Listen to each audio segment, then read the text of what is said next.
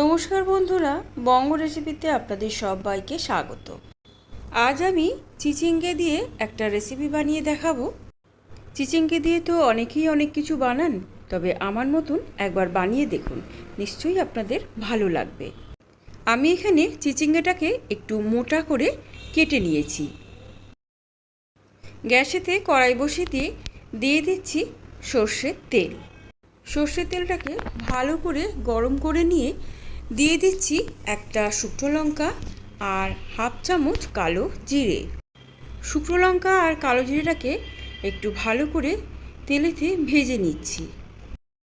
ভেজে নেওয়া হয়ে গেলে দিয়ে দিচ্ছি পেঁয়াজ কুচানো। আমি এখানে পেঁয়াজটাকেও গোল গোল করে কেটে নিয়েছি। পেঁয়াজটাকেও হালকা করে একটু ভেজে নিচ্ছি।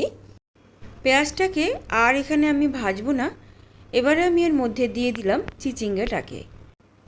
চিচিঙ্গেটাকে দিয়ে এবারে আমি ভালো করে ভেজে নেব। গ্যাসের ফ্লেমটাকে একদমই মিডিয়ামে রেখে চিচিঙ্গেটাকে ভেজে নিতে হবে।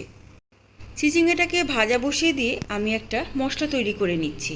মিক্সিং জারের মধ্যে দিয়ে দিচ্ছি 2 চামচ পোস্ত আর দিয়ে দিচ্ছি 2টো কাঁচা লঙ্কা। এর মধ্যে সামান্য জল দিয়ে আমি একটা পেস্ট তৈরি করে নিচ্ছি। চিচিঙ্গেটা এখানে অনেকটাই ভাজা হয়ে গেছে।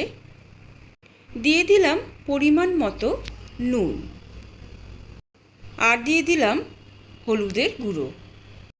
নুন আর হলুদের গুঁড়োটাকে দিয়ে ভালো করে চিচিঙ্গের সাথে নাড়াচাড়া করে নিচ্ছি। চিচিঙ্গেটা প্রায় আমার ভাজা হয়ে গেছে। এর থেকে আর বেশি আমি ভাজবো না।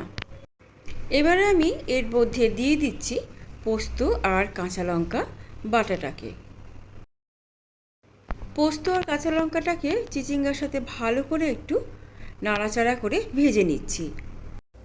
পোস্তর যে একটা কাঁচা গন্ধ সেটা যাতে না ছাড়ে, তার জন্যই চিচিঙ্গার সাথে ভালো করে একটু ভেজে নিচ্ছি। এবারে এর মধ্যে আমি দিয়ে দেব সামান্য পরিমাণে একটু চিনি।